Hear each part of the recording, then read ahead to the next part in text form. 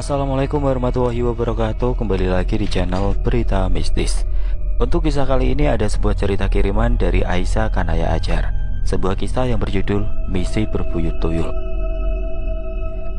Dan sebelum kita lanjut ke ceritanya, tekan dulu tombol like video ini. Dan jangan lupa tekan juga tombol subscribe channel ini. Dan nyalakan juga lonceng notifikasinya agar tidak ketinggalan cerita-cerita lainnya dari channel ini. Dan buat teman-teman yang punya pengalaman horor dan pengen dibawakan di channel ini, nanti teman-teman bisa hubungi langsung kontak admin kami yang sudah saya sertakan di kolom deskripsi. Dan buat teman-teman yang penasaran dengan cerita-ceritanya dari Aisyah Kanaya Ajar, nanti teman-teman bisa langsung kunjungi saja akun Karya Karsa Penulis yang nanti linknya akan saya sertakan di kolom deskripsi. Dan seperti apa untuk kisah kali ini? Langsung saja kita masuk ke ceritanya.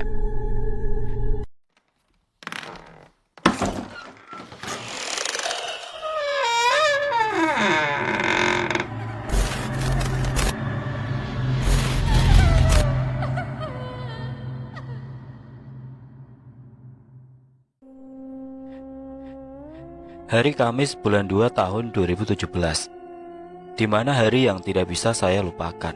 Ada kejadian yang dialami oleh teman saya di kampung yang sekarang ditempatinya. Hampir semua warga kampung tersebut merasakan hal yang di luar nalar. Warga sempat geger karena hampir tiap malam uang mereka lenyap tanpa pamit terlebih dahulu.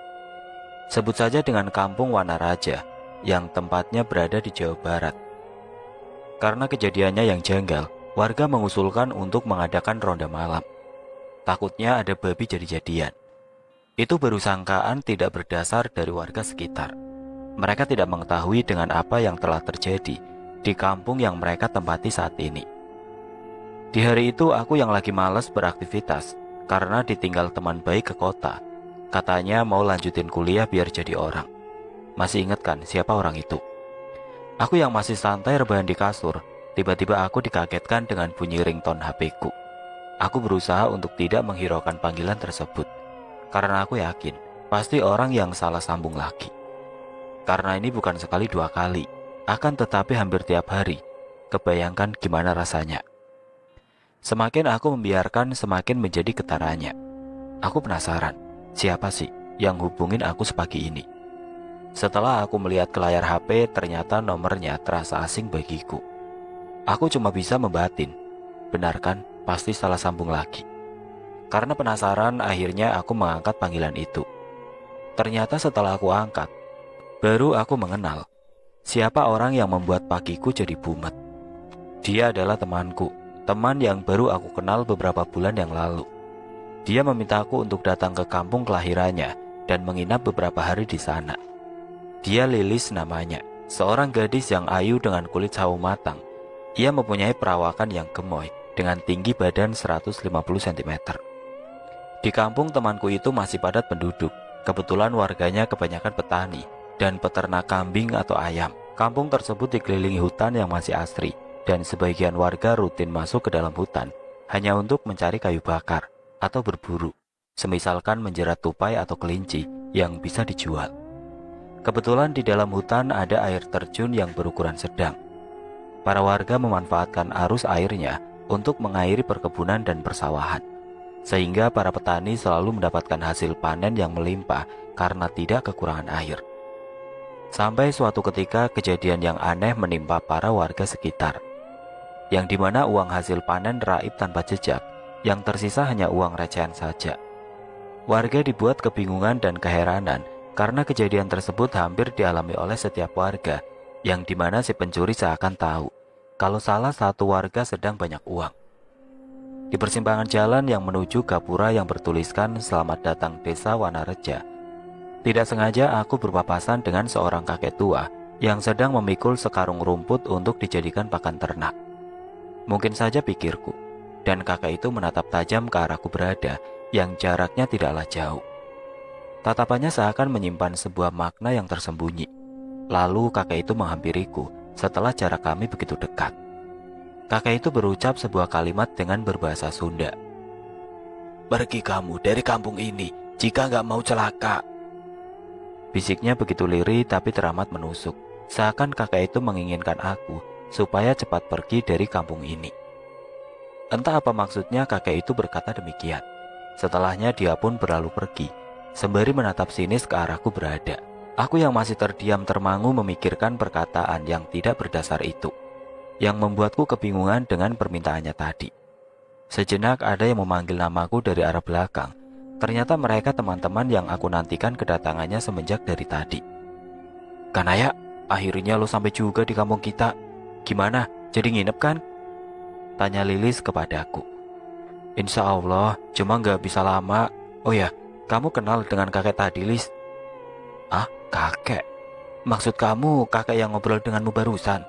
Dia mah orang pintar. Kalau kamu kepingin tahu rumah kakek itu, rumahnya berada di tengah hutan. Emang kenapa, Nay?"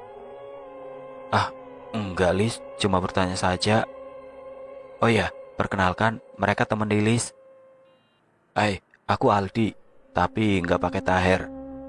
"Aku Dedi, nggak pakai korbuser." "Kalau aku Pasya, tapi nggak pakai ungu." Mereka mengenalkan nama masing-masing, tapi terasa menggelitik di hidungku. Juga, aku Kanaya," sembari menahan tawa mendengar ucapan dari mereka.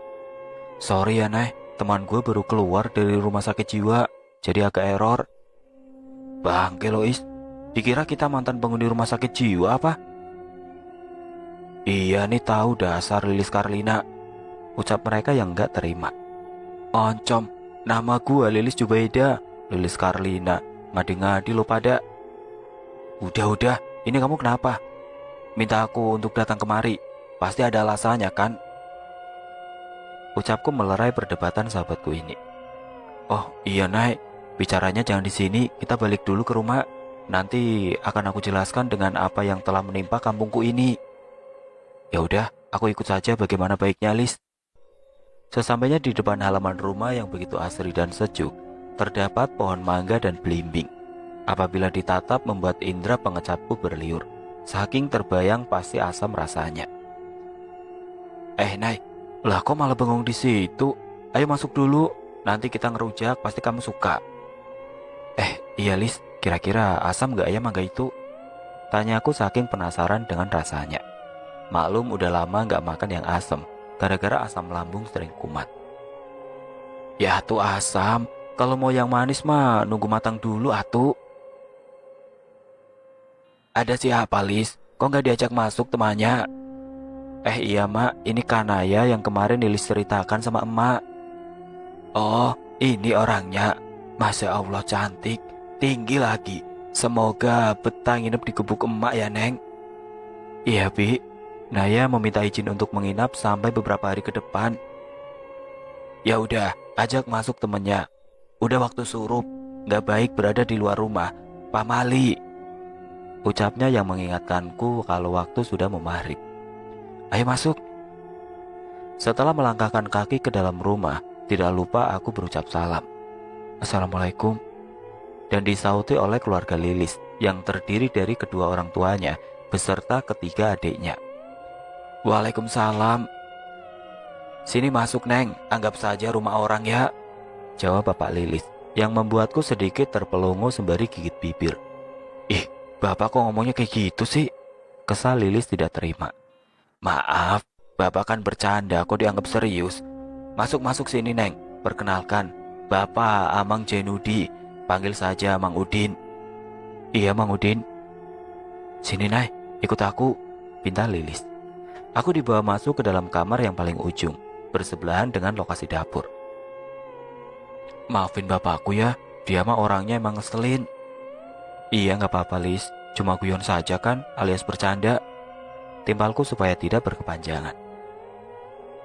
"Ya sudah, kalau kamu mau mandi aku anter, soalnya kamar mandinya berada di belakang rumah, pisah dari ruang utama." "Kita ambil air wudhu, mandinya besok pagi saja, gak baik sudah mau maghrib," timpalku kepadanya. Pada akhirnya kita berdua bergegas menunaikan sholat maghrib terlebih dahulu, dikarenakan waktu maghrib sangat mepet. Setelahnya kita makan malam dengan menu seadanya. Setelah urusan semua selesai, Lilis mengajakku ke dalam kamar untuk membicarakan sesuatu yang semenjak dari tadi membuatku penasaran. "Nay, gue yakin di kampung ini ada jurik jadian yang kurang jajan." "Hah? Maksudmu apa, Lis? Emang ada jurik yang kurang jajan ya? Kok aku baru tahu?" Sembari aku mengerutkan dahi yang memang kurang yakin dengan ucapan Lilis barusan. Habisnya, uang warga pada ngilang tanpa tahu siapa yang mengambilnya. Dan lebih parahnya lagi, cuman disisain uang recehan saja. Nanggung banget kan itu jurik? Seloronya kesal. Bukan nanggung, tapi pintar. Ah, lo naik. Yang pintar seharusnya itu duit diambil semua, beserta receh-recehnya. Dia mah malah disisain. Lah kalau diambil KB itu duit, nanti warga jajan apa dong? Timpalku sembari menahan tawa. Gua serius Naya, malah diketawain lagi. Gerutu Lilis dengan wajah cemberut menahan kesal. Iya, terus apa yang harus aku lakukan? Sampai nyuruh aku kemari. Aku mau bertanya sama kamu, Lis. Apa kamu mencurigai seseorang di kampung ini? Nah itu dia. Gua kagak tahu soal kayak gituan, makanya aku minta kamu kemari. Kamu masih ingat, dulu pertama kali aku mengenal dirimu. Berkat si Irfan, dialah yang kenalin kamu ke aku. Dulu pas masih bareng sekolah sama dia. Dia itu banyak cerita tentang kamu, Naik. Hampir saben waktu yang diceritain cuma kamu aja. Dia pernah nyeritain soal kamu yang punya kelebihan. Jadi lontongin ya. Lontong kok dibawa-bawa. Tolongin, wasem lo Is. Punya ide nggak untuk mengetahui siapa biang kerok dari kejadian ini? Asal kamu tahu, Naik, besok bapak aku mau jual kambingnya. Nah, itu duit hasil penjualan. Kalau disimpan di rumah, nanti bisa hilang tanpa pamit. Tolongin ya, please. Gua gak bakalan tega kalau lihat bapak gua mewek, Naik. Soalnya kalau lihat bapak gua mewek, bukannya ikut sedih, malah gua pingin ketawa. Sekilas aku menatap Lilis yang serius sedang menatapku. Kami saling tatap, hening seketika. Setelahnya kami tertawa terbahak-bahak karena ucapan Lilis yang begitu konyol.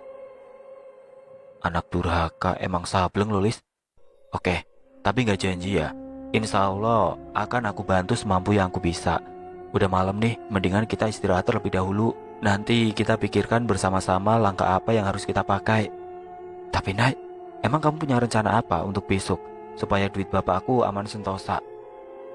Oh ya, kamu kan ada kawan tuh 3 cogan. Serentak ucapanku terpotong karena Lilis merasa risih apabila aku memanggil ketiga kawannya itu dengan sebutan cogan alias cowok ganteng.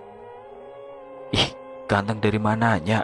Matamu udah rabun kali, sampai gak bisa bedain mana yang ganteng sama yang burik.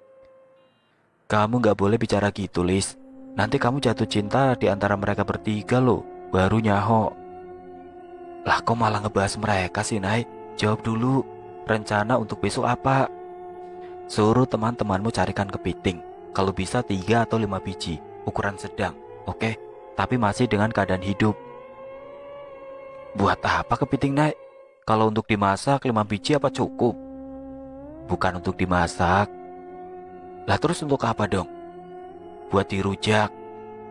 Mata Lilis terbelalak sempurna mendengar ucapanku barusan. Dirujak? Serius kamu, Naik? Nanti aku kasih tahu untuk apa. Aku udah ngantuk nih. Ya elah, Nay, jawab dulu atuh. Kan Lilis teh jadi penasaran. Orang Sunda pakai good night. Makan aja pakai ikan asin sama daun singkong. Naya, beneran kamu teh udah tidur? Masa aku ditinggal sendirian? Oke lah, selamat wangi aja karena saya mah orang Sunda. Ia kesal karena aku sudah tidak lagi menghiraukan ocehannya. Kalau terus aku ladenin, itu toa masjid gak bakalan berhenti mengoceh. Sembari menahan tawa, aku pun dengan mudah terlelap. Perjalanan yang menempuh 5 jam dari tempat tinggalku menuju ke tempat Lilis. Karena saking lelahnya, aku memutuskan untuk bergegas tidur. Suara ocehan Lilis sudah tidak terdengar lagi. Kurasa dia juga sudah ngorok. Singkat cerita, kalian bertiga, cogan yang badung sejagat raya, ada misi untuk kalian. Seloroh Lilis dengan suara cemprengnya. Ya ampun, masih untung ada kalimat cogannya. Kalau enggak, udah gua kibas ini cewek. Gua gusur ke pelaminan, baru nyaho. Gerutu Aldi yang terdengar olehku. Senang bisa mengenal mereka. Selain kocak, mereka penyabar. Entahlah atau mungkin udah terbiasa kali. Atau tabiat mereka seperti itu. Walau sedang keadaan susah, tapi selalu bahagia. Aku membatin dalam hati. Kalian harus cari kepiting yang masih hidup, sehat dan waras. Ingat, kalian cuma perlu 5 biji saja. Ah, biji? Yang benar saja. Kenapa harus ngungkit soal biji? Non, kalimat bijinya apa boleh ditawar menjadi ekor gitu? Terserah mau biji mau kepala mau ekor, pokoknya harus dapetin itu kepiting dengan selamat. Bagaimana? Bisa nggak? Soalnya ini penting sekali. Emang untuk apaan sih Lis kepiting itu? Tanya mereka yang penasaran. Kanaya yang minta, jawab Lilis tiba-tiba. Oh, Neng Kanaya yang minta ya? Kalau soal cari kepiting mah gampang atuh. Serahkan urusan ini sama kita bertiga, ya nggak?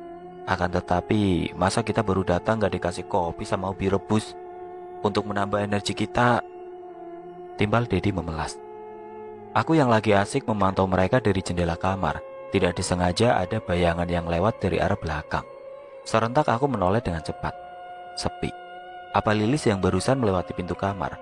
Tapi mana mungkin secepat itu bayangannya menghilang. Walau pintu cuma tertutup tirai, tapi aku yakin itu bukan Lilis. Aku mendekat ke arah bayangan itu menghilang yang menuju ke arah dapur. Setibanya di lokasi, aku tidak melihat apa-apa. Yang ada hanya seekor kucing hitam. Tapi walaupun kucing itu lewat, tapi bayangan itu terlalu besar. Tidak mungkin kalau kucing ini. Aku yang masih berpikir keras, tiba-tiba pundakku terasa berat.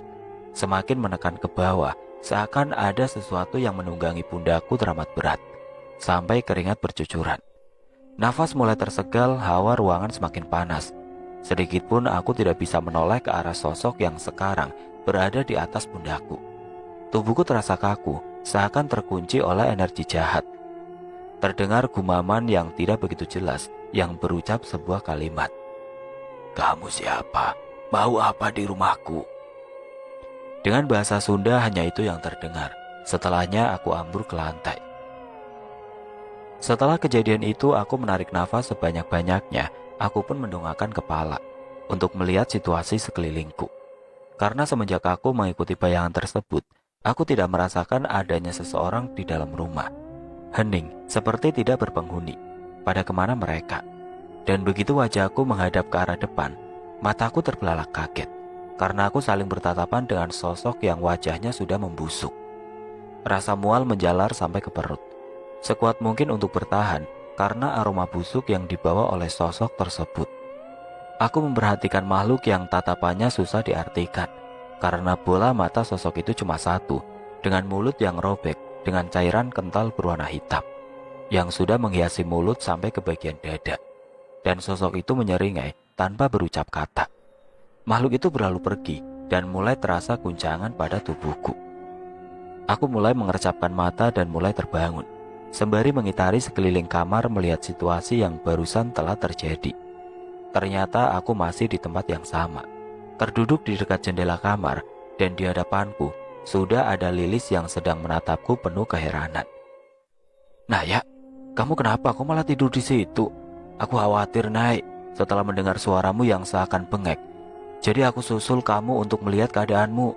Apa kamu baik-baik saja? Kamu bermimpi buruk ya?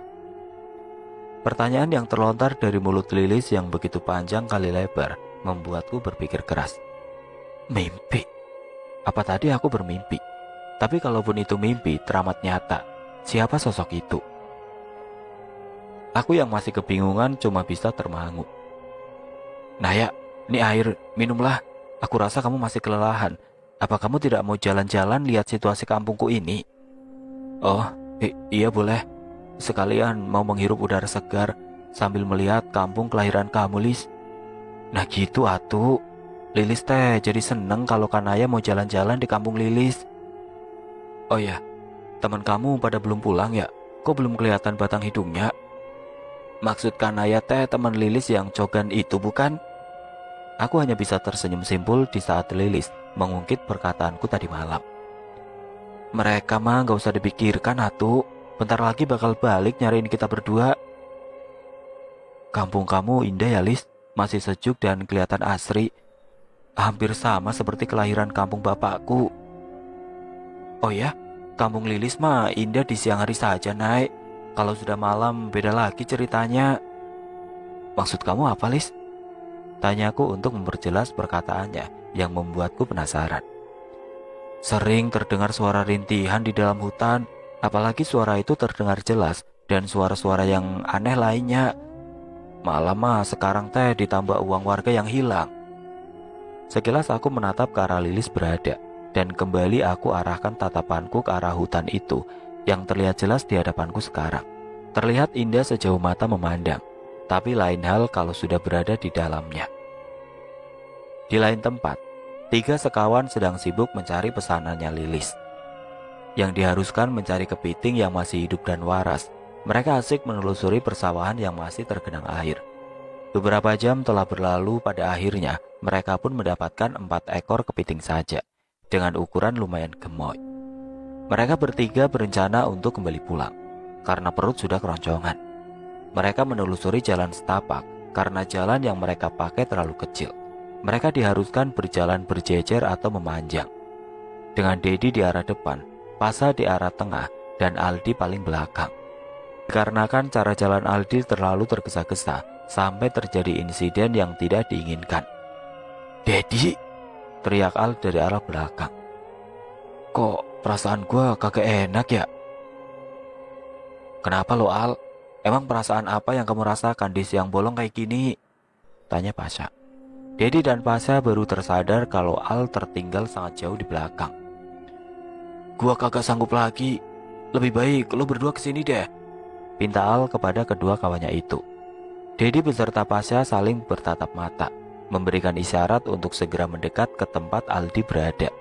Yang terlihat dalam pandangan mereka berdua, Aldi berdiri mematung tanpa bergerak sedikit pun, sembari membelalakan kedua matanya. Kenapa sih Aldi? Gua curiga dia bikin ulah, atau jangan-jangan dia ngeprank kita lagi. Udah samperin aja, gak lihat apa hidung dia kembang kempis kayak gitu. Udah kayak balon aja. Gua penasaran, samperin yuk. Setibanya di hadapan Aldi yang masih berdiri tegap dengan raut wajah yang sangat jelas, terpancar rasa panik yang teramat sangat. Dan kedua kawannya pun bertanya dengan apa yang telah terjadi kepada dirinya. "Lo kenapa, Al?" Dan tatapannya memberikan kode mata. Kalau mereka berdua harus mengikuti tatapan Al yang mengarah ke bawah kakinya. Setelah kaki Al diangkat, seketika mereka berdua kocar-kacir sembari menahan nafas. "Najis lo, Al. Dikira apaan?" Gerutu mereka kesal terhadap Al. "Lah aku malah kabur. Gua suruh kesini buat nolongin gua. Buru atuh, gak setia kawan kalian berdua. Buruan tolongin." "Rasakan tuh, itu rezeki lo hari ini. Suruh siapa lo jalannya nyamping? Sudah tahu banyak granat yang bertengger di samping jalan," ledek Pasha sambil tertawa. "Gua gak butuh hotball lo. Buruan ke dia," gerutu Aldi kesal, sembari melambaikan kedua tangannya. Dengan terpaksa mereka berdua mau tidak mau harus membantu Al yang hampir mewek itu. Dengan jalan yang berjinjit walaupun hidung mereka kembang kempis, akan tetapi Aldi berusaha menyeimbangkan cara jalan kedua kawannya yang membantu dirinya untuk menggapai perairan yang berada tidak jauh di depan mereka. Setibanya di tempat tujuan, Aldi disuruh bersih-bersih karena bau busuk yang terdapat pada telapak kakinya dikarenakan Aldi tidak memakai sendal. Singkat cerita, setibanya di halaman rumah Lilis, mereka bertiga terduduk di bangku yang berada di dekat pohon mangga. Dengan nafas tersegal ditambah bunyi perut yang pales, membuat mereka semakin merana, sekaligus merasakan kelelahan yang mendera badan. Tiba-tiba terdengar suara yang mereka hafal, suara cemprengnya Lilis yang semakin mendekat ke tempat mereka berada. Dan benar saja, Lilis pun menghampiri Cogan yang berada tidak jauh darinya. "Wah, kalian udah balik, mana kepitingnya? Dapat gak?" Tiga pemuda itu hanya terdiam lesu tidak menjawab pertanyaan dari Lilis. "Lis, bagaimana?" Dan Lilis hanya mengangkat bahu arti tidak tahu. Dari jarak yang tidak jauh terdengar suara yang dipukul ke dalam mangkuk. Itu tukang pangsit atau bakso pangsit. Ketiga kawan Lilis memberikan kantong plastik yang berisikan kepiting, tapi dengan syarat traktir makan bakso pangsit baru deal. Lilis menatap ke arahku untuk meminta persetujuan. Aku hanya bisa mengangkat bahu, dan ternyata Lilis hanya menundukkan kepala, sembari menarik nafas panjang dan dikeluarkannya dengan kasar. Tidak bisa berkata lagi, pada akhirnya Lilis mengeluarkan uang 100.000 untuk traktir mereka bertiga, dan mereka pun menerimanya dengan ikhlas. Tidak lama kemudian Lilis menghampiriku yang berada di dalam kamar. Seakan dia penasaran dengan apa yang akan aku lakukan. Dia pun mulai bertanya, "Nay, buat apa sih kepiting itu?" "Buat mainan," jawabku singkat. "Lu gak lagi bercanda kan, Nay? Mainan kok kepiting?" "Bukan untuk aku, Dodol." "Lah terus kalau bukan untukmu, lalu untuk siapa?" "Nanti kamu bakal tahu untuk siapa kepiting ini. Kamu punya kaca besar gak?" "Untuk apa kaca, Nay?" "Untuk melukis wajahmu itu," seloroku sembari menahan tawa. Karena semenjak dia menghampiriku tadi, dia tidak berhenti bertanya. "Gak usah dilukis karena udah terpancar aura kecantikanku, Nay. Karena kaca itu memantulkan diriku yang..." Dengan cepat aku memotong ucapannya karena kupingku terasa panas. "Sangat cantik, gemulai dan rupawan ya, Lis," timbalku cepat. Sungguh di saat aku berucap seperti itu nyesel banget. Tapi tidak apalah, biar dia berhenti berkhotbah. "Maaf ya, Lis, aku bercanda. Kamu emang manis kok, semanis madu yang sudah berumur ratusan tahun," sungutku dalam hati. Akhirnya malam pun tiba, sekitar jam 10 malam. Kebetulan orang rumah sudah pada tertidur. Aku yang masih terjaga bersama Lilis mulai menyusun rencana. Seperti yang sudah aku jelaskan kepada Lilis tadi sore, dan dia mau menuruti permintaanku untuk menyimpan kepiting di dalam wadah atau baskom. Di depan baskom tersebut sudah ada kaca yang bersandar di dinding ruang tamu, dan kaca itu cukup besar. Ditambah taburan tepung beras di sekitaran baskom itu berada. Dan kita berdua sedang menunggu dengan apa yang akan terjadi selanjutnya. "Nay, kamu belum tidur kan?" Belum, Lis, ada apa?" "Apa rencanamu akan berhasil mengungkap siapa sosok yang telah merugikan warga di kampung ini?" "Kita lihat saja nanti. Kalau kamu udah ngantuk, kamu tidur aja, biar aku yang berjaga." "Kira-kira duit bapakku aman gak ya? Soalnya dia sudah jual kambing kesayangannya 3 ekor tadi siang." "Berdoa saja, Lis. Yakinlah kepada Allah. Pasti ada jalan untuk mengungkap siapa yang telah berbuat dan merugikan warga." Dan terdengar dengkuran halus darinya. "Wedan, berarti gua ngoceh sendiri dong. Duh, kejam banget sih Lilis." Tidak lama dari itu terdengar suara dari ruang tengah. Aku berusaha mengendap dan melihat di balik tirai, suara apa yang berada di ruang tengah pada malam kayak gini. Aku rasa orang rumah sudah pada tidur. Yang masih melek cuma aku saja. Aku menyibak sedikit tirai dan menajamkan pandanganku ke arah di mana aku melihat sosok itu berada, yang sedang berjongkok memainkan sesuatu yang berada di hadapannya itu. Aku yang masih fokus menatap sosok itu karena penampilannya masih samar-samar, dikarenakan lampu ruang tengah sudah dimatikan. Cuman hanya yang berada di luar rumah saja, yang cahayanya memantul ke dalam rumah. Sosok itu ukurannya membuat aku berpikir keras. Sosok apa itu? Dengan telinga yang lancip, tubuhnya kerdil, dengan kepala pelontos, sosok itu bertubuh agak gemukan. Tapi aku belum melihat penampilan wajahnya. Apa mungkin sosok itu yang mengambil uang warga? Aku terus memperhatikannya. Kayaknya dia tidak menyadari aku yang berada di arah belakang, tepatnya di balik tirai. Kurasa sosok itu lupa dengan tugasnya, saking asik bermain dengan kepiting itu. Dan melihat pancaran wajah di balik kaca, serasa dia bermain bersama kawan atau entahlah. Aku melihat sosok itu sampai lupa waktu. Sampai tidak terasa waktu menjelang pagi, sekitar pukul 3 dini hari, dan semalaman aku tidak tidur. Aku masih memperhatikan sosok itu sampai suatu ketika, aku mendengar ada seseorang yang memanggil sosok tersebut dengan membunyikan siulan. Aku beranjak dari tempat yang dimana aku mengintai sosok tuyul tersebut. Bergegas aku menghampiri ke arah jendela kamar dan melihat siapa orang yang berada di halaman depan rumah. Dan benar saja, pemilik dari sosok tuyul tersebut. Tuanya menyusul kemari dan serasa tidak asing dengan sosok kakek itu. Aku pernah melihatnya, tapi di mana ya? Sejenak aku berpikir, dan beberapa saat kemudian aku lupa, sembari menggaruk kepala yang emang gatal. Maklum dari kemarin belum mandi, dikarenakan airnya begitu dingin sedingin es. Setelah melihat kepergian kedua sosok tersebut, aku terduduk lemas di bawah jendela kamar. Terdiam sepi dikarenakan orang rumah masih tertidur. Waktu subuh sebentar lagi berkumandang. Serentak bulu kuduku meremang. Suhu semakin dingin, hawa semakin mencekam. Aku merasakan hal yang janggal di sekitaranku. Lampu kamar masih dengan keadaan mati. Hanya tersorot lampu yang berada di depan teras. Itu pun dengan cahaya remang-remang. Tapi aku masih bisa melihat situasi yang berada di dalam kamar. Aku tidak menyadari dengan kehadiran sesosok yang bertengger di pojokan kamar yang sedang menatapku. Sosok itu adalah wanita yang aku temui di dapur tempo hari. Tapi untuk saat ini penampilannya makin hancur. Ditambah wajah yang berlumuran darah. Di saat aku memperhatikannya, mata sosok itu berbalik menatapku. Dan tatapannya begitu tajam, rambutnya terjuntai ke bawah dengan aroma berbau busuk. Ditambah kukunya yang tajam, mulutnya tidak henti mengeluarkan cairan kental yang berwarna hitam. Sosok wanita itu menempel di dinding, tepatnya di samping lemari yang berada di paling pojok. Kami saling tatap. Sosok itu bergumam, "Maneh ulah sok ikut campur." Suara yang sangat serak juga berat, membuat siapa saja mendengarkannya pasti ditikam rasa merinding. Serentak sosok itu melompat ke arahku yang masih terduduk menatap dirinya. Di saat hampir mendekatiku, suara azan subuh berkumandang, menandakan waktu sudah menjelang subuh. Seketika sosok itu lenyap. Aku mengitari setiap sudut di ruangan ini.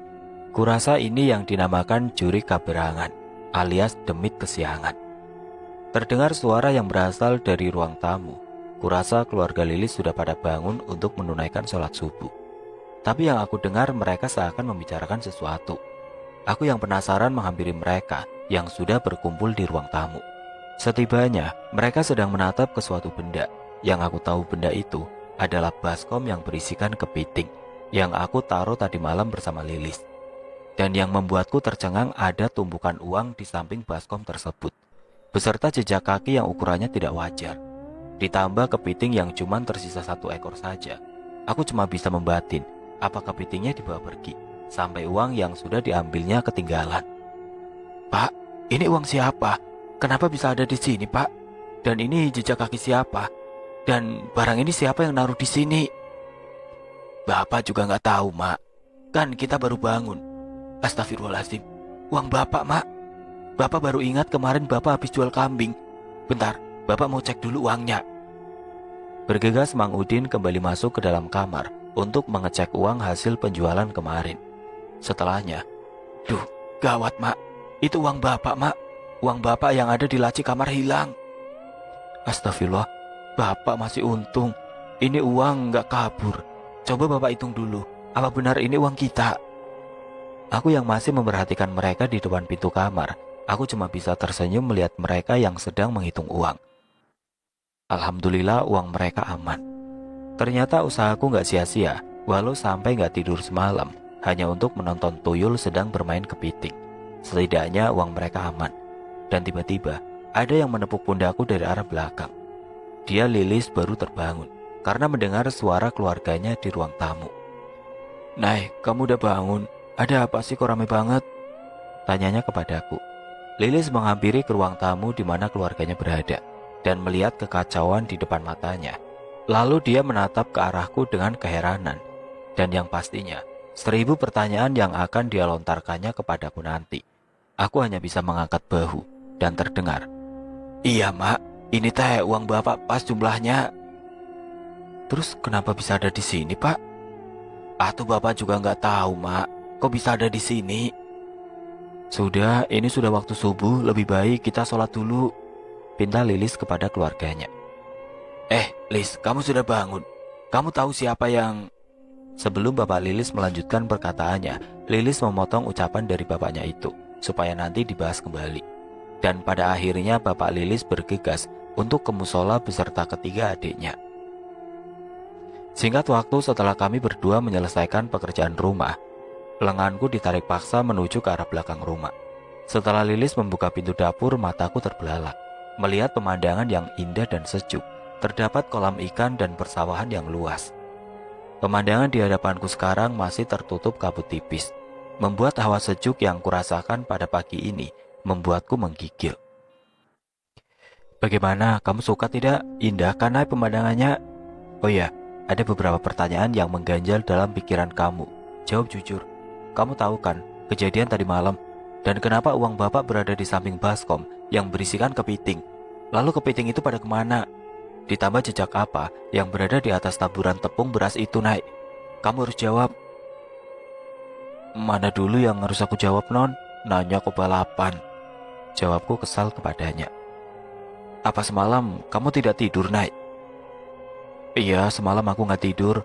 Inti dari semua pertanyaanmu itu, ada sosok tuyul, bukan jurik yang kurang jajan, seperti yang kamu katakan waktu itu. Sosok itu yang berulah. Maksudmu, yang mengambil uang warga selama ini sosok tuyul gitu? Terus yang nyuruh sosok tuyul mencuri uang warga siapa? Gak mungkin kan tuyul itu nyuri tanpa sebab dan tanpa disuruh. Apa kamu melihat seseorang yang mencurigakan di kampung ini, Nay? Oh, enggak, cuma satu orang saja, tapi rumahnya terpisah dari warga.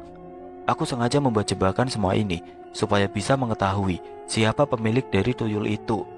Tadi malam sosok itu saking keasikan main sama kepiting sampai dia lupa dengan uang curiannya.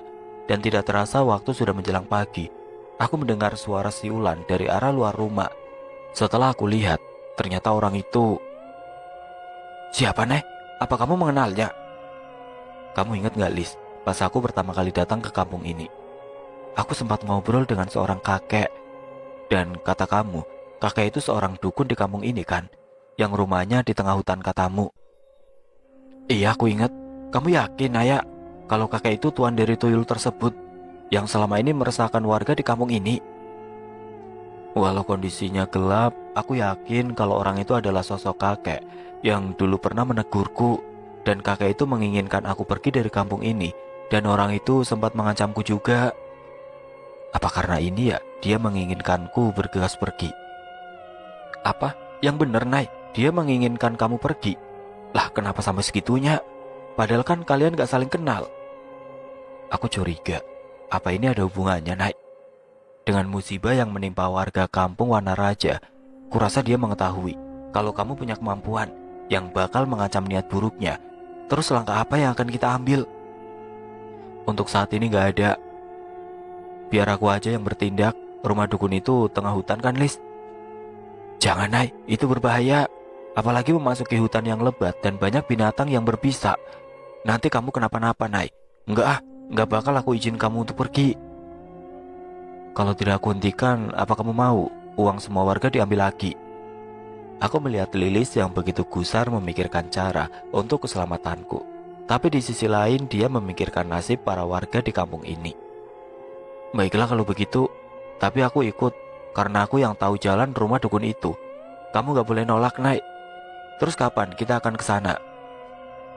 Aku terdiam merenungkan sesuatu karena aku tahu hutan itu sangatlah berbahaya. Bukan hanya binatang melata saja, melainkan banyak sosok yang menghuni hutan itu. Apa Lilis akan bisa menghadapi semua itu? Tapi melihat wajahnya yang memelas, jadi gak tega. Ya sudahlah, ini udah jadi kemauan dia. Naya, kok malah bengong? Kumaha atuh jadi enggak? Jangan bilang kamu gak bakal bawa Lilis ikut bersamamu. Iya Bawel, kamu boleh ikut kok. Emang kamu gak takut? Soalnya di sana kan banyak demit maksudmu? Jawab Lilis dengan cepat. Aku sudah tahu kok, tapi kan ada kamu. Tawanya begitu renyah terdengar. Dan pada akhirnya aku tidak bisa melarang dia untuk pergi mengikutiku ke dalam hutan. Di sore itu aku dan Lilis memutuskan untuk masuk menelusuri lebatnya hutan untuk mencari keberadaan rumah dari dukun itu. Emang sih, ini nekat atau bisa jadi bunuh diri. Masuk ke kandang singa atau kandang demit. Aku yakin tidak sedikit penghuni hutan yang menempati hutan ini. Dari berbagai golongan dan tentunya berbeda alam juga. Setibanya di pinggir hutan setelah kita melewati persawahan terlebih dahulu, langkahku dihentikan oleh Lilis dan aku menatap dirinya. Kurasakan dia akan mengurungkan niatnya untuk ikut pikirku. Tapi aku salah.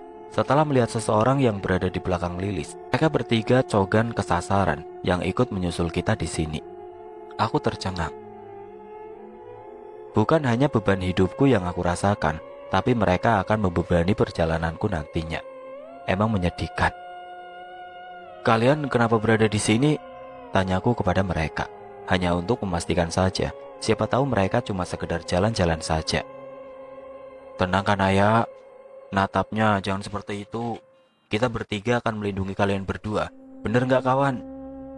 Iya bener, kita akan melindungi bidadari hutan, ucap mereka sembari tertawa ringan. Aku yang meminta mereka untuk menemani kita naik, biar tambah rame, jadi rasa takut berkurang, timbal Lilis tanpa beban. Oke teman-temanku yang gantengnya selangit, kalian harus buktikan kejantanan kalian. Aku tahu pasti kalian sanggup. Teriak Lilis kepada mereka bertiga. Aku hanya bisa menyimak kekonyolan mereka bertiga, dan hal yang tidak terduga hampir terjadi di depan mataku. Melihat mereka hampir membuka seleting celana untuk memamerkan itu. Serentak aku teriak, tunggu, kalian mau ngapain? Aku dan Lilis hanya saling tatap, arti tidak mengerti dengan apa yang akan mereka lakukan. Lah katanya suruh perlihatkan kejantanan kita. Ini kita mau memperlihatkan kejantanan kita, kok malah dihentikan? Seloro mereka sambil nahan tawa. Dan aku melihat Lilis yang menarik nafas gusar, melihat kekonyolan ketiga kawannya itu. Aku hanya bisa tersenyum. Dan Lilis berbisik di telingaku, "Nay, apa mereka perlu kukirim kembali ke rumah sakit jiwa? Stres aku Nay dibuatnya." Pedumelnya sembari mendelik ke arah temannya berada. "Mereka gak salah, tapi kamu yang salah." "Lah kok aku yang salah sih Nay?" Ucapnya tidak terima. "Kenapa kamu minta tunjukin kejantanannya, dodol? Kan kamu tahu kejantanan Cogan ada di situ." Iya Deng, kok baru sadar ya?" Jawabnya sembari cengengesan. Cogan yang meresahkan, maksud gue bukan itu, tapi keberanian kalian, keperkasaan kalian maksudnya." Lilis meralat ucapannya kembali. Aku tercengang mendengar ucapannya kembali, sembari menepuk jidat dengan cukup keras. Aku menarik lengannya dengan serentak. "Lu apa-apaan sih Lis? Apalagi aku kan harus kasih semangat kepada temanku Nay, biar mereka berjuang untuk kita. Lagian kita berlima punya misi berburu tuyul kan? Lu gak sadar Lis dengan semua ucapanmu itu?" "Ucapan yang mana lagi? Perasaan gak ada yang salah dengan permintaanku kepada mereka." Saking gusarnya aku meminta supaya Lilis melihat ke arah kawannya itu, dan dia baru tersadar karena ucapannya membuat bencana untuk mata kami berdua. "Astagfirullah, kok malah jadi begini Nay?" Aku hanya bisa menutup mata dengan lenganku. Bocah, kalian lagi pada ngapain? Kenapa buka baju segala?" "Maafkan aku Nay, aku jadi malu dengan kelakuan temanku. Kurasa lebih baik aku gak meminta sesuatu sama teman konyolku lagi." Iya, sorry, kita cuma lagi ngerjain lo Lis. Sebenarnya kita bertiga ingin nurutin permintaan lo tadi, tapi kayaknya gak sanggup. Ini buktinya, kita bertiga masih pakai celana boxer. Jadi lo jangan khawatir." Tanpa dosa mereka berhujar sembari tertawa terbahak. Sekilas aku melihat boxer yang bergambarkan Hello Kitty dan SpongeBob. Yang satunya berwarna pelangi alias warna-warni. Aku tahu mereka gak serius, cuma mau ngasih pelajaran kepada Lilis yang suka ceplas-ceplos dalam berkata. Serentak tawa mereka terhenti setelah terdengar suara auman di dalam hutan yang begitu menggema. Mereka berempat hanya mematung di tempatnya masing-masing. Yang terlihat hanya tatapan dari mereka yang memberikan isyarat. Dan hal yang aku pikirkan pun terjadi. Mereka lari tunggang langgang melewati jalan setapak yang begitu kecil. Kalau di Sunda namanya galangan sawah. Kalau di tempat kalian, aku gak tahu apa namanya. Yang pastinya tidak bisa untuk dipakai balapan. Kalaupun bisa, yang ada mereka bakalan nyungsep ke pinggir sawah. Dan mereka berusaha untuk segera sampai ke pemukiman warga. Aku yang masih memperhatikan mereka tidak sadar dengan kehadiran sosok maung yang tepat berada di belakangku. Aku berbalik memperhatikan sosok itu yang menatapku dengan tatapan yang sangat menusuk sampai ke jantung. Sosok itu mengaum dengan keras sehingga membuatku tidak bergeming. Tubuhku kaku, mataku terbelalak. Aku hanya bisa menggerutu dalam hati. Aku menyesal kenapa aku gak ikut lari tadi. Terdengar suara siulan dari arah barat yang semakin mendekat ke tempatku berada. Walau keinginanku sangat besar ingin sekali aku mengetahui suara siulan siapakah itu, akan tetapi tatapanku tidak sedikit pun berpaling dari sosok yang berada di hadapanku ini. Sedikit saja lengah, entah apa yang terjadi padaku. Tapi aku merasa ada yang tidak biasa dengan sosok tersebut. Aku melihat kucing ini hanya terduduk manis tanpa melakukan hal yang mengancam. Aku mencoba dengan perlahan menghampiri sosok yang masih terduduk tegap. Aku tahu dia bukan sosok sembarangan. Ada energi yang tidak biasa dalam dirinya. Semakin jarakku dekat, semakin terasa energi yang terpancar dalam dirinya. Terdengar suara yang mengagetkanku, sehingga aku refleks mundur menjauhi sosok maung yang masih dengan gagah menatapku, tanpa memalingkan tatapannya dariku. Bocah, lagi ngapain kamu? Serius amat menatapnya, ucap seorang pria yang tidak aku kenali. Penampilannya biasa saja, Tidak ada yang aneh. Akan tetapi pria yang berada di hadapanku ini seakan sudah mengenal dengan sosok yang berada di arah sampingnya. Dia menghampiri dan mengelus kepala dari sosok maung itu. Seakan sudah terbiasa dia melakukan hal tersebut. Lalu terdengar suara geraman yang cukup memegahkan telinga. Suaranya berasal dari dalam hutan. Kami saling tatap. Beberapa detik kemudian, tanpa aba-aba, kami berdua berlalu pergi mengikuti suara yang semakin terdengar dan semakin menggema. Aku berbalik melihat ke arah belakang. Maung hidung mengikuti kami dari arah belakang. Apa maung hitam itu piaraan pria yang berada di hadapanku ini? Aku berlari tanpa melihat kondisi jalan yang berada di arah depanku, sehingga aku tersentak tertarik ke arah belakang. Aku terpaku setelah aku mengetahui kalau tas ranselku dicengkram kuat oleh taring yang cukup tajam. Aku berusaha tenang dan tidak bergerak. Entah apa yang kucing ini lakukan terhadapku, akan tetapi terdengar suara yang berasal dari arah sampingku. Suara yang begitu berat dan serak. Jangan lengah anak manusia, kalau kamu gak mau mati di hutan ini. Apa? Apa aku gak salah dengar? Siapa yang berbicara? Dan suara itu berucap kembali. Lihat di hadapanmu, ada sebuah lubang yang tertutup semak belukar. Sedikit lagi kakimu melangkah, kau akan terperosok ke dalamnya. Jebakan yang entah siapa yang berani membuatnya. Aku baru tersadar kalau sosok maung yang sedang berbicara kepada aku. Aku mulai menghampiri jebakan yang dimaksud dan menyibakkan semak yang menutupi lubang tersebut, dan mataku terbelalak. Setelah melihat ke dalam lubang, banyak kayu runcing yang tertancap dengan ukuran sedang. Aku tidak dapat membayangkan kalau aku terperosok ke dalamnya. Akan seperti apa? Kayaknya akan jadi sate yang tertusuk bambu runcing. Apa udah beres istirahatnya? Kita punya misi, biarin saja cewek itu. Aku mengerutkan dahi. Tanda tidak mengerti dengan perkataannya barusan. Apa dia berbicara kepada... Dan wajahku berbalik menatap ke arah sosok maung berada yang masih berada di sampingku. Dasar bocah ingusan, tidak tahu sopan santun. Gerutunya kesal. Bangunlah, lebih baik kita segera meninggalkan tempat ini sebelum ada yang menyadari keberadaan kita. Ucapnya meminta supaya aku lekas bangkit dari rasa kagetku. Terima kasih, ucapku kepada sosok maung yang telah menyelamatkanku. Untuk apa? Apa aku harus jawab untuk apa? Sebenarnya Anda siapa? Lama aku menunggu jawaban darinya. 1 menit, 2 menit, dan... Ki Jagaraksa. Keturunanku memanggilnya seperti itu. Sekian detik berlalu terdiam. Setelahnya melanjutkan ucapan yang sempat terhenti. Eyangmu mengenalku, dan juga Raden yang selalu bersamamu itu. Mereka sahabatku sewaktu dulu. Kami masih suka berkelana mencari wangsit atau semacam ilmu kanuragan. Sampai di suatu ketika, aku dapat perintah langsung untuk menjadi prajurit di masa Pajajaran dulu, dan kami pun terpisah. Apa Aki mengenal Ki Guntur dan Panglima Silodaya? Kebetulan Aki Guntur sama sepertimu, sesosok maung hidang. Ya, Guntur Simarunda dan putranya Bayu Aji, kami masih satu kelompok. Bayu Aji? Siapa dia, Ki? Tanyaku penasaran. Di suatu hari nanti, kamu akan dipertemukan dengannya dan ditakdirkan bersama. Maksud Ki apa? Tanyaku kembali. Ki, tidak perlu kau menceritakan siapa dirimu kepadanya. Apa dia bisa dipercaya, Ki? Aku yang tidak suka dengan perkataannya itu cuma bisa mendelik tajam. Apa dia keturunanmu, Ki? Gak punya sopan santun, memalukan penampilan cowok, tapi rasa cewek. Maksudmu apa rasa cewek? Timbalnya gak terima. Jaga itu mulut, jawabku sengit. Tiba-tiba di pertengahan perdebatan, kami terdengar suara jeritan seorang wanita. Kami saling tatap dan terdiam, dan jeritan itu terdengar lagi, dan terdengar semakin menyayat, seolah sedang menahan rasa sakit. Ki, apa Ki tahu suara itu berasal dari mana? Tanyaku penasaran. Tidak jauh dari sini, dari jalur utara jeritan itu berasal. Apa Aki yakin? Aku hanya bisa melihat Aki.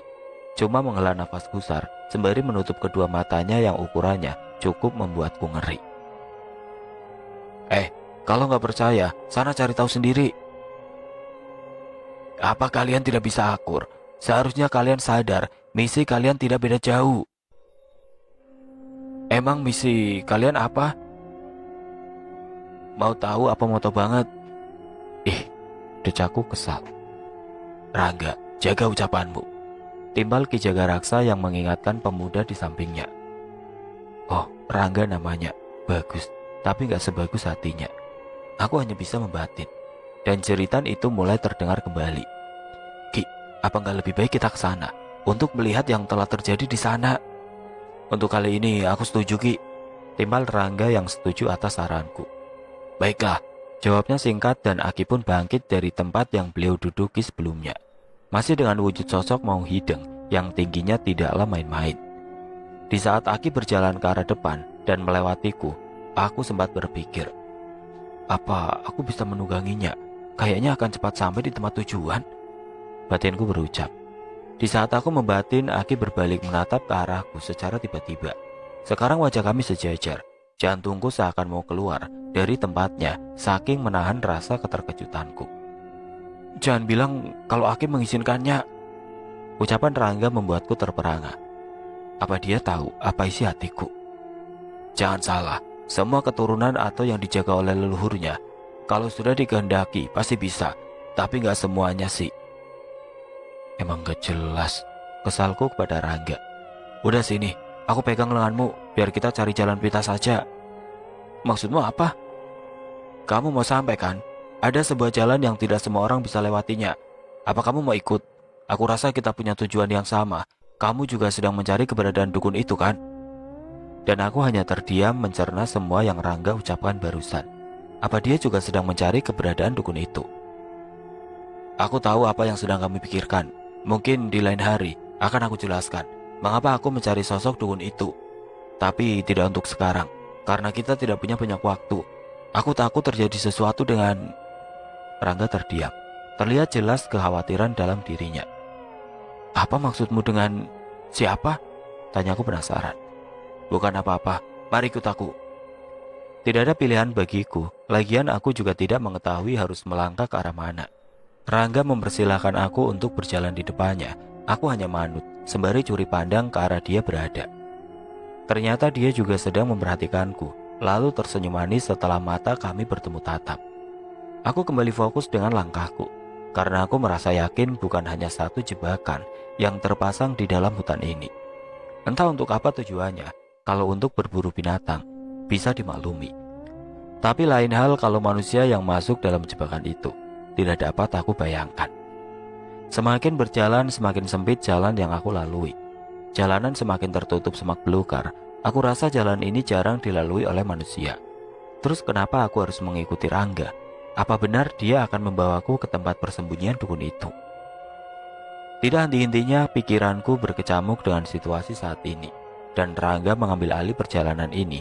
Dia berjalan melewatiku dan sekarang berada di arah depan. Persisnya di depanku berada. Aku melihat Rangga mulai berhenti melangkah sembari dia menunduk. Apa dia sudah kelelahan atau mungkin sudah sampai pikirku. Setibanya aku di samping Rangga, aku melihat jejak kaki yang tidak wajar. Bukan hanya satu melainkan banyak jejak kaki yang tidak beraturan. Sepertinya aku pernah melihat jejak kaki ini, tapi di mana? Sejenak aku terdiam dan mulai mengingatnya kembali. Ya, aku pernah melihatnya di rumah Lilis malam tadi. Apa jejak kaki yang sama bentuknya? Bukan seperti kaki manusia, karena ini ukurannya kecil, tapi agak lebar ke samping. Ada 8 jari, dan di bagian tumit terlalu menonjol, sehingga jejak yang berada di permukaan tanah ini terlalu membekas ke dalam. Apa ini jejak kaki tuyul? Apa yang kamu pikirkan, Nai? Sama seperti yang kamu pikirkan saat ini, enggak? Kurasa tempat yang menjadi tujuan kita sudah dekat. Kita harus lebih waspada, Nai. Iya, kau benar. Semakin kita mendekat, semakin bahaya mengintai kita di setiap penjuru hutan. Rangga, apa kita akan lolos dari mereka? Kita sudah semakin dekat. Lebih baik kita bergegas pergi dari sini. Rangga, Aki kemana? Semenjak kita pergi bersama, aku tidak melihatnya. Aki sedang mencari sesuatu. Kamu jangan khawatir. Di saat kita terdesak, Aki akan hadir untuk membantu kita. Perlahan aku mendekat ke arah Rangga berada. Dan tidak ragu untuk menggapai lengan kekarnya, karena yang aku rasakan saat ini sangatlah berbeda. Bukan aku mencari kesempatan, Akan tetapi ada sesuatu yang sedang mengintai di balik pepohonan yang menjulang tinggi. Sesuatu itu membawa energi yang tidak biasa, teramat kuat. "Nay, kamu kenapa? Kamu baik-baik saja kan?" "Gak apa-apa, kamu tidak merasakan?" Sejenak aku tidak melanjutkan ucapanku. Akan tetapi aku sedang menatap wajah Rangga yang kebingungan dengan tingkahku. Di saat aku mau melanjutkan ucapanku, Rangga menarik lenganku dengan cepat dan kami bergegas untuk bersembunyi di balik semak belukar yang tidak jauh dari tempat kami tadi berdiri, untuk menghindar dari sesuatu yang mendekat ke arah kami berada. Tak lama kemudian aku melihat seseorang melintas di hadapan kami yang jaraknya tidaklah jauh. Seseorang yang sedang memikul seorang wanita yang sudah tidak berdaya. Kami saling tatap seakan sesak untuk bernapas. Apa suara jeritan itu berasal dari wanita yang dipikulnya? Dan terdengar suara Rangga yang menimpali pertanyaanku. "Kurasa aku memikirkan yang sama sepertimu. Tapi asal kamu tahu, masih banyak sosok yang mengikutinya dari arah belakang. Kita harus lebih berhati-hati."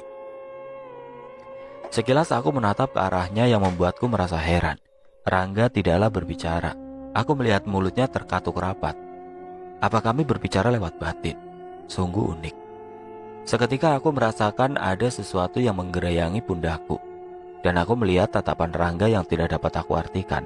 Ditambah seseorang yang masih kelihatan berbondong-bondong melewati ke arah kami berdua. Dengan cepat Rangga menebas kepala ular sembari membekap mulutku, sehingga aku terpekik menahan rasa kaget yang teramat sangat. Dan dia menaruh jari telunjuk di bibir untuk aku tidak berisik. Sampai sosok itu pergi dari hadapan kita berdua, aku yang masih gemetar dibantu untuk bangkit dan pergi secepatnya dari sini sebelum mereka menyadari keberadaan kita. Rangga masih dengan erat memegangi lenganku. Dia membawaku ke pinggiran jurang yang teramat dalam. "Rangga, kita mau kemana? Apa masih jauh tempat dukun itu berada?" "Di depan sana, tidak jauh. Cuma kamu berhati-hatilah. Jalanan ini terlalu banyak akar yang mencuat ke permukaan dan juga sangat licin. Sekali saja tergelincir, aku jamin pasti masuk jurang." Kamu gak boleh ngomong begitu. Kamu nakut-nakuti aku kan gak?" Gerutuku kesal dan terlihat senyuman darinya seakan merasa puas telah membuatku khawatir. "Begini, biar aku saja yang berjalan di arah depan, kamu di belakang," pintaku memaksa. "Monggo, aku mempersilahkan Nyi Ayu berjalan paling depan." "Ayu ndasmu, namaku Kanaya," sembari menjulurkan lenganku kepadanya. "Aku Rangga," timpalnya cepat. "Udah tahu," sembari menarik kembali uluran lenganku sebelum Rangga menggapainya. "Wasem, belum kegapai udah ditarik aja itu lengan." Kesal Rangga terdengar olehku. Aku hanya bisa menahan tawa. Melihat dia kesal terhadapku, itu balasan untuk cowok narsis. "Apa kamu bilang aku narsis?" ucapnya tidak terima. Aku lupa, dia juga bisa baca pikiranku." Iya maaf, dari awal kita bertemu kamu nyebelin. Jadi gak apalah ngerjain kamu dikit. Kamu kan gak bakalan rugi." "Nah, tunggu." Rangga secara cepat menghentikan langkahku. Posisi kami tidak jauh dari sebuah altar yang berbentuk batu berukuran besar dan lebar, yang di atasnya sedang dipakai seseorang. Yang sekarang terlihat jelas, pemandangan yang membuat kepalaku pening. Aku berbalik dan menubruk dada bidang seseorang yang sudah berdiri di belakangku. Aku mendongak melihat wajah Rangga yang sama sepertiku dipenuhi rasa panik. Entahlah, sulit untuk aku jelaskan. Dengan refleks aku memeluk Rangga dan menenggelamkan wajahku di dada bidangnya Rangga. Dan dia membalas pelukanku. "Rangga, bawa aku pergi dari sini, aku mohon." "Terlambat, Nay. Mereka sudah mengetahui keberadaan kita." "Maksudmu apa? Ini tidak mungkin. Apa kita akan selamat dari kejaran mereka?"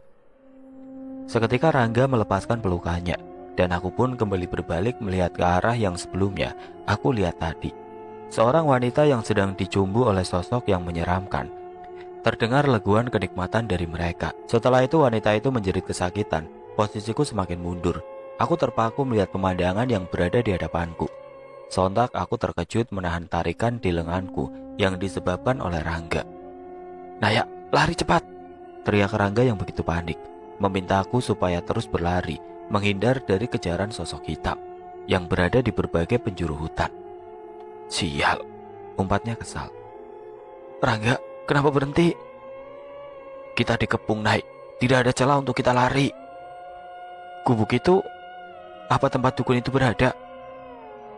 Karena setibanya aku dan Rangga di tempat ini, aku melihat gubuk reot yang sudah dikelilingi oleh demit atau siluman. Atau apalah itu, yang pastinya mereka begitu banyak dan yang membuat aku membelalakan mata. Aku melihat tuyul-tuyul yang aku cari mereka berada di sini. Bukan hanya satu melainkan banyak. Mereka bergerombol, bola mata mereka berukuran besar, sebesar telur ayam. Telinganya yang lancip, perut yang buncit, gigi yang bertaring, dan bentuknya tidak beraturan. Cukup membuatku terperangah melihat penampakan di depan mataku. Rangga, gimana ini? Sebenarnya apa yang kamu cari di sini? Lah, kamu sendiri lagi nyari apa di sini? Aku nanya, kok malah balik nanya? Lah, kita kan punya misi yang sama. Misi kita berburu tuyul. Kok malah nanya lagi? Jawabnya ketus. Emang tuyul-tuyul itu mau kamu jadikan apa? Dodol atau perkedel, bisa kan dibuat makanan? Sembari cengengesan memperlihatkan deretan gigi putihnya, yang pastinya akan aku buat musnah. Tapi aku rasa kita akan kesulitan, karena kamu lihat sendiri, tuyul itu dijaga ketat. Kita bagi tugas, kamu sebelah kiri, aku sebelah kanan. Hadapi sosok itu sebisanya. Bagaimana? Adil kan? Aku terdiam sejenak. Aku bagian kiri. Sekilas aku melihat ke sebelah kiri. Terlihat jelas penampakan dari berbagai jenis siluman yang cukup besar dan bertaring tajam, dan gak ada imut-imutnya. Pandanganku beralih ke sebelah kanan yang Rangga pilih. Aku mengernyitkan dahi, karena di sebelah kanan terdapat demit yang tidak naik kelas. Ada sosok pocong, kunti, dan sejenisnya. Bagaimana? Malah diam. Kamu yang kiri, aku yang kanan. Lah, kok bisa? Ucapnya tidak terima. Rangga, kamu harus malu. Penampilan tubuhmu seperti security. Masa hatimu Hello Kitty? Jangan cemen. Aku tahu di sebelah kiri lebih sadis daripada di sebelah kanan. Timbalku menjelaskan. Punya otot kok nggak dipergunakan dengan baik. Apa kata dunia maya? Apa kamu bilang? Enggak, kalau bisa kita kabur saja gitu, bagaimana? Pintaku kepada Rangga. Terdengar geraman dan cekikikan yang sedang menertawakan kekonyolan kita, atau lebih tepatnya menertawakan ketakutan kita. Sosok itu semakin mendekat dan mulai menyerang ke arahku dan Rangga. Aku masih sempat menghindar dan menaiki pohon yang berada tidak jauh dari tempatku. Dengan menggunakan ajian sapar angin, aku terduduk di dahan pohon. Melihat Rangga yang sedang berusaha melawan sekumpulan demit yang lagi pada PMS. Aku yang lagi asik melihat pertempuran yang semakin sengit, satu lawan se-RT demit. Wah, mantap. Terdengar cekikan di arah sampingku. Dan dengan perlahan aku berbalik untuk melihat siapa yang ikut nongkrong di sebelahku. Setelah wajahku sejajar dengan sosok yang selalu eksis di sosmed, aku hanya bisa nyengir dan berucap. Ada Emak Kun. Apa kabar, Mak? Sembari cengengesan. Sorry Mak, ini lagi asik lihat layar tancap. Emak ikut nyimak juga ya? Dengan rasa gugup karena aku yang ditemani oleh sosok kuntilanak. Sampai bicara pun terbata-bata dan hal mengerikan pun terlihat oleh mataku. Si emak menyeringnya dengan bola mata yang hampir terjatuh dari rongganya. Menatap ke arahku, seakan bersiap ingin menelanku hidup-hidup. Dan sosok ini membuat aku bangkit dari tempat dudukku yang masih berada di dahan pohon. Karena dia memuntahkan cairan hitam beraromakan bau amis dan busuk, tambah banyak binatang yang menggeliat-geli. Aku terjingkat karena kaget. Kampret lu Mak, lu lagi ngidam apa sih? Sampai hati memuntahkan cairan menjijikan. Terdengar teriakan Rangga, teriakan kesakitan. Aku harus mencari keberadaan dukun itu. Kalau dibiarkan, Rangga dalam bahaya. Tapi sekarang pun dia lagi kepayahan. Duh, ayo mikir naik. Jangan mendekat, kalau enggak kamu aku bakar. Tak jadiin terong bakar mau? Ucapku kepada sosok Kun yang tidak mau pergi. Sosok itu terdiam setelah memuntahkan cairan berbau busuk. Panggil sedulur papatmu Naya. Bantu Rangga dan kamu cari keberadaan dukun yang sekarang berada di sebuah tempat yang tidak jauh dari tempatmu. Raden, apa ini suaramu? Raden Abasanjaya. Pergilah, cepat musnahkan kekuatan yang dukun itu miliki. Tapi Raden, bagaimana dengan sosok itu? Mereka akan musnah kalau kekuatan dari dukun itu juga ikut musnah. Baiklah, aku mengerti Raden. Sesuai yang Raden Abasanjaya katakan, Aku merapalkan ajian pemanggil untuk membantu Rangga.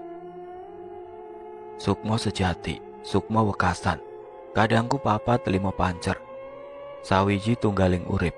Ya Allah, kula nyuwun izin. Sedulurku, bantu Rangga untuk menghadapi demit-demit yang lagi pada gabut. Salah satu dari kalian ikut aku. Aku yang ikut denganmu, pinta sedulurku yang berpenampilan sama sepertiku, yang ngebedain cara bicara dan perilaku sosok sedulurku. Begitu tegas dan lebih gesit dalam bertarung. Baguslah, kamu tahu keberadaan dukun itu. Dan sedulurku cuma menganggukkan kepalanya saja. Beralih ke sudut pandang Rangga. Nah ya, kamu kembali. Tapi tunggu, kenapa ada 3 kanaya? Kalian siapa sebenarnya? Tidak ada waktu untuk menjelaskan. Lawan mereka sekuat yang kamu bisa. Kami akan membantumu. Apa? Kami? Kalian bukan kanaya? Kami orang yang sama. Sini, aku bantu untuk memulihkan lukamu. Rangga terkesima dengan penampakan ketiga sosok yang menyerupai kanaya, yang datang secara tiba-tiba dan menawarkan bantuan untuknya. Hawa panas terasa di pergelangan kaki yang terkilir akibat telat menghindar dari serangan yang dilontarkan untuk Rangga. Setelah digenggam oleh seseorang yang menyerupai kanaya, pergelangan kaki terasa dingin. Rasa sakit pun perlahan mereda dan energi yang sempat terkuras sekarang kembali pulih. Aku bisa merasakan kalau aku sudah kembali prima. Terima kasih, aku sudah lebih baik. Berhati-hatilah, mereka bukan lawanmu. Kalau nggak sanggup, jangan dipaksakan. Seketika terdengar auman yang begitu menggema. Pertarungan tidak bisa berhenti begitu saja. Rangga, kau baik-baik saja bocah. Aki, jangan meremehkan aku, Ki. Aku keturunanmu. Aku akan memusnahkan mereka. Bocah ingusan, masih saja kau menyombongkan diri. Itu kan mempengaruhi ilmu kanuraganmu. Tenang saja, akan aku buktikan, Ki. Ucapnya sembari berlalu ke tengah pertempuran. Dengan gesit Rangga menumbangkan lawan, tapi Rangga terlalu ceroboh, sehingga dia sering terkena pukulan yang cukup membuatnya meringis kesakitan. Aku hanya memantau dari jarak yang tidak terlalu dekat dengan area pertempuran. Keturunanmu terlalu semangat, Ki Jagaraksa, ucap seseorang yang sudah berada di samping Aki. Kau Raden. Maaf, Aki tidak merasakan kehadiran Raden sebelumnya. Aku yang menginginkan Aisyah tahu kalau dia sering aku ikuti. Maka dari itu aku selalu menyembunyikan kemampuanku ini, Ki. Aku menginginkan yang terbaik untuk Aisyah. Dia harus bisa berusaha tanpa harus banyak berharap dari sesama makhluk seperti saya. Dia harus berani menghadapi jalan hidup dan takdir yang sudah digariskan untuk Naya. Aki mengerti yang Raden katakan barusan, tapi jauh berbeda dengan keturunan saya, Raden. Aki baru beberapa waktu mengenal Aisyah. Walau umurnya masih terbilang muda, tapi dari sikapnya sudah seperti orang dewasa. Pantas saja Raden selalu mewanti-wanti dan tidak membiarkannya dalam bahaya. Aisyah lagi menuju ke tempat yang menjadi tujuannya. Maksud Raden, tempat dukun itu berada? Iya, Ki, untuk mengakhiri kekacauan yang dibuat oleh dukun itu. Aki setuju. Tapi dia pergi dengan siapa? Sedangkan Rangga berada di hadapan kita sekarang. Dan mereka bertiga, apa mereka sedulur papat yang dipanggil Aisyah? Salah satu dari mereka pergi bersama Aisyah. Aki jangan khawatir. Kurasa kita harus pergi membantu Rangga untuk meringankan bebannya. Tadinya, Aki ingin memberikan pelajaran karena keturunan Aki terlalu congak. Kurasa sudah cukup, Ki. Timpal Raden kepada Aki. Baiklah, jika Raden ingin mengakhirinya. Rangga, awas! Teriak Ki Jagaraksa yang melihat Rangga dalam bahaya. Sedikit saja Aki terlambat, Rangga akan terluka. Aki, kenapa Aki berada di sini? Aku tidak memanggilmu, Ki. Tanyanya keheranan karena dirinya tidak merasa meminta bantuan kepada leluhurnya itu. Bocah wedus, bahaya di sekelilingmu masih saja kau bertanya. Aki hanya bisa menggelengkan kepala melihat kelakuan Rangga yang sedang menggaruk kepalanya sembari cengengesan. Jangan lengah, selalu waspada. Lawanmu bukan hanya satu, melainkan mereka berada di sekelilingmu. Baik, Ki, aku minta maaf. Bersiaplah Rangga, pergunakan ilmumu dengan baik. Buktikan kalau kau pasti bisa. Ya, ucap Rangga singkat. Mereka pun mulai kembali menyerang ke arah lawan yang seakan tiada habis. Kembali ke Kanaya. Ajian sapar angin yang aku pergunakan membuat langkahku semakin ringan tanpa beban. Semua sosok berada di tempat yang sama. Dukun itu sengaja melakukan hal demikian, supaya kita disibukkan dengan sosok yang sudah diperintah olehnya. Sehingga dukun itu bisa leluasa melakukan hal yang lebih untuk mendapatkan keinginannya itu. Entah apa maksud dari ini semua, dan kenapa dukun itu bisa memerintah banyak sosok dari alam jin. Dengan bayaran yang harus dibayarkan, aku rasa tidaklah murah. Aku sangat yakin itu. Aku harus segera menemukan keberadaan dukun itu. Untuk mengakhiri pertempuran ini, aku sangat khawatir dengan Rangga dan yang lainnya. Sedulurku, apa kau yakin arahnya ke sini? Tanyaku kepada sedulur papaku yang sedang menemaniku untuk menemukan keberadaan sosok dukun itu.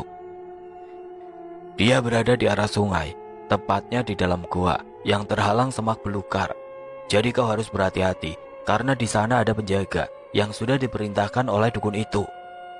Seketika aku terdiam memikirkan cara apa yang harus aku pergunakan. Sedangkan aku tidak mungkin menerobos masuk secara tiba-tiba tanpa menggunakan siasat.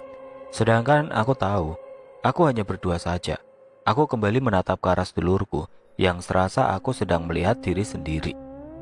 Panggillah temanmu, Nai. Aku rasa kamu membutuhkan bantuan darinya. Maksudmu apa? Aku harus memanggil Rahayu. Lakukanlah. Setidaknya dia mempunyai pasukan yang bisa diandalkan. Terdengar suara yang menyauti obrolan dengan sedulurku. Yang mau kau panggil sudah berada di belakangmu. Seketika aku pun berbalik menatap ke arah belakangku untuk memastikan kalau aku tidak salah dengar. Rahayu, kau? Bagaimana kau berada di sini? Aku sudah mengetahui semua yang telah menimpamu. Raden memintaku untuk membantumu. Aku beserta Panglima Rasputo akan berusaha untuk menjauhkan penjaga yang diperintahkan oleh dukun itu. Kalau ada kesempatan, cepatlah kamu bergegas masuk ke dalam gua. Baiklah, aku sudah siap, ucapku dengan serius. Rahayu mulai bertindak dengan cepat, diikuti oleh sosok Panglima di samping kirinya. Dari arah belakang pasukan pilihan mengikuti. Walaupun pasukan yang dibawa jumlahnya sedikit, akan tetapi kekuatan mereka tidak bisa diremehkan. Setelahnya aku mulai melakukan hal yang sama, ditemani sedulurku, menerobos masuk ke dalam gua untuk mencari keberadaan dukun tersebut.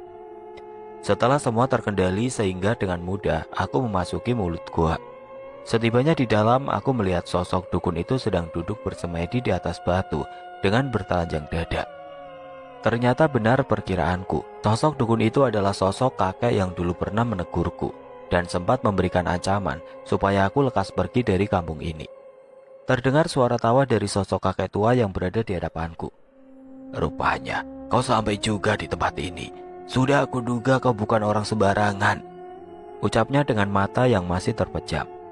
Terdengar tarikan nafas yang begitu panjang dari sosok kakek yang aku tidak ketahui siapa namanya. Kau berani mengacaukan ritual yang selama ini aku nantikan. Kau akan tahu akibatnya, gadis manis. Kau masih terlalu muda dan masih berawan. Kau cocok untuk aku jadikan tumbal, untuk menyempurnakan ilmuku. Coba saja kalau kau mampu, kakek busuk. Seharusnya kau sadar diri. Kau sudah bau tanah, kek. Bukannya segera bertobat, malah bikin kemaksiatan yang akan merugikan dirimu sendiri. Gede juga nyalimu. Terdengar gemeletuk gigi darinya yang sedang menahan amarah.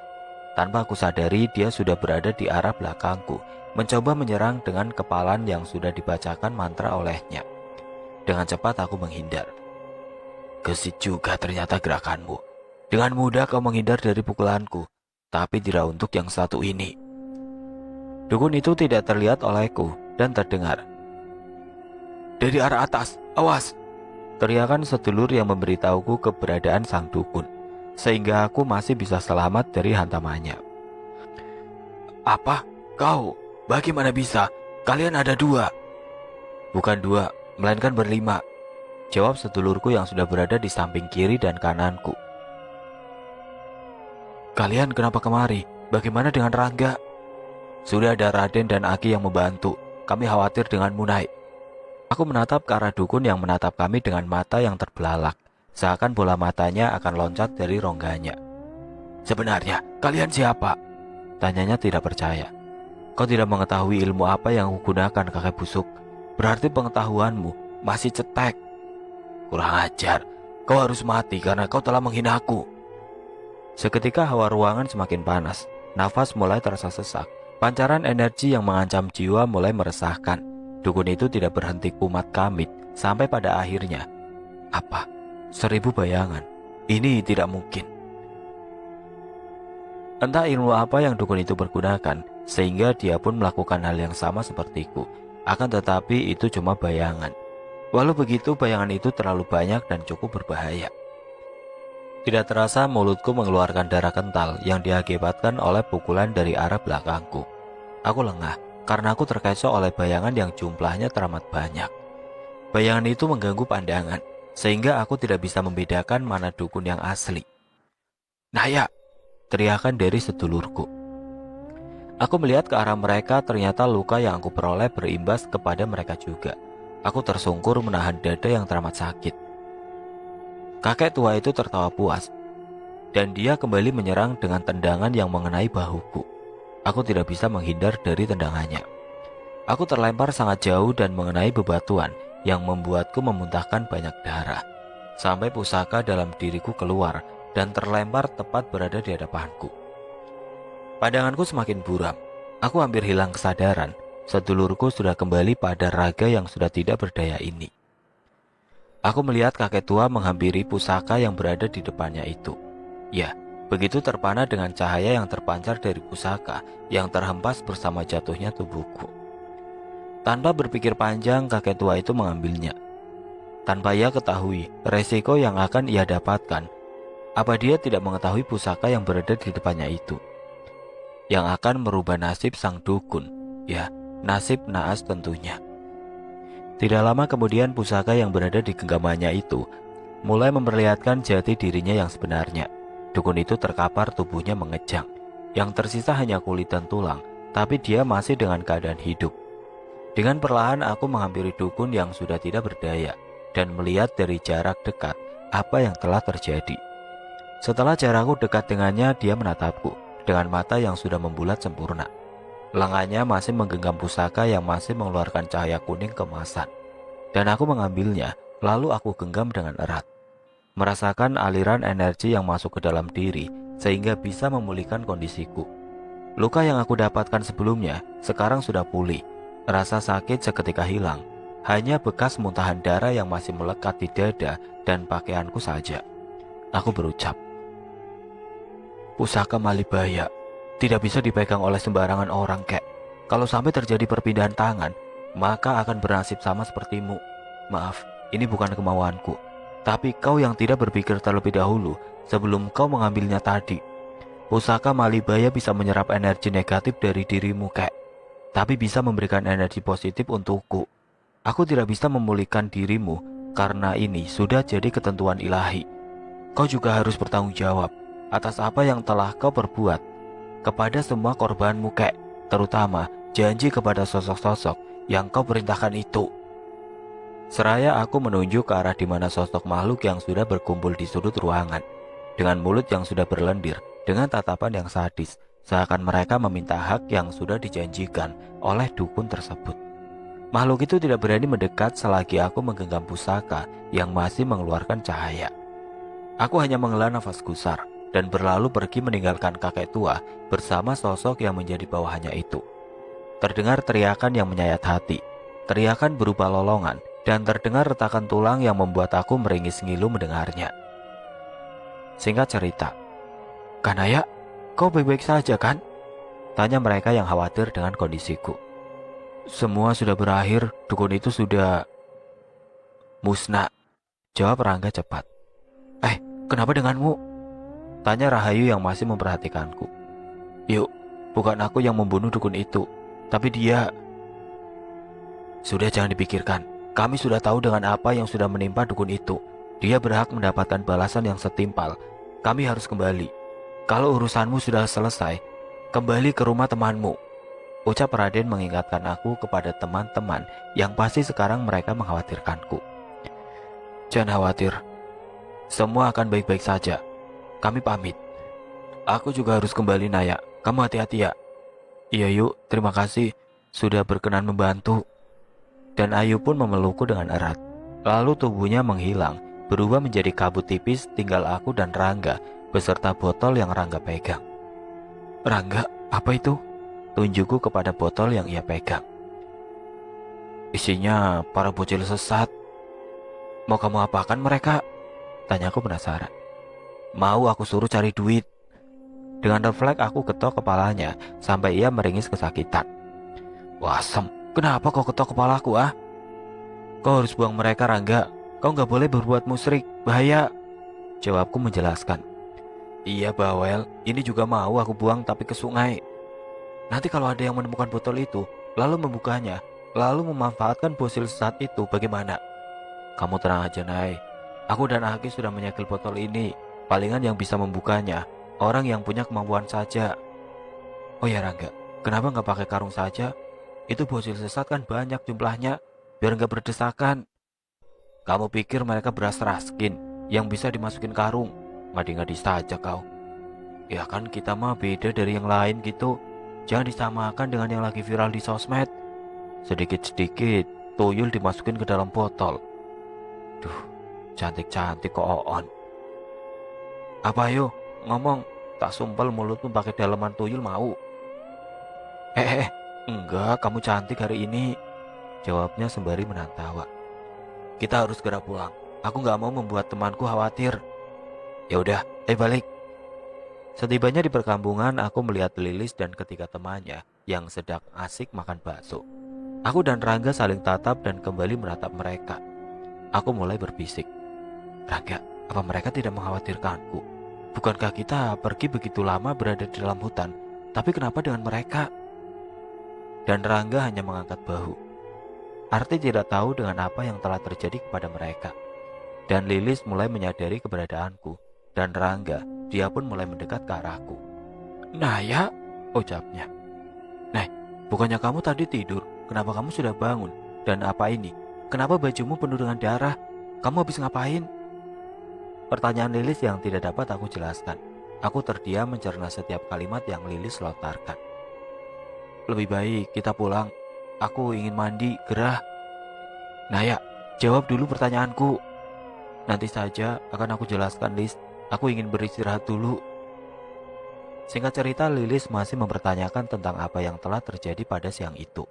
Dengan perlahan aku menceritakan semuanya beserta kematian sang dukun. Dan Lilis sedikit tidak percaya. Tapi ya sudahlah. Aku juga tidak bisa memaksanya untuk percaya. Dan aku bertanya balik soal dia yang sedang melihatku tertidur. Sedangkan dia tahu kalau aku memasuki hutan setelah terdengar suara auman. Terdengar bisikan yang berucap, "Itu perbuatanku, Kanaya. Lebih baik temanmu tidak merasa khawatir. Soal waktu, kamu sudah bukan di alam manusia pada saat itu." "Raden, kaukah itu?"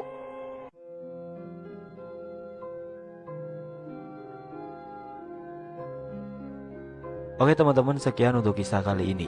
Bagaimana menurut kalian tentang kisah ini? Tulis komentar kalian di kolom komentar. Dan semoga apa yang sudah saya sampaikan dalam kisah ini dapat dijadikan pembelajaran untuk kita semua. Dan buat teman-teman yang baru bergabung, jangan lupa untuk like, komen, share, serta subscribe channel ini. Dan nantikan kisah-kisah horor selanjutnya tetap di channel Berita Mistis. Wassalamualaikum warahmatullahi wabarakatuh.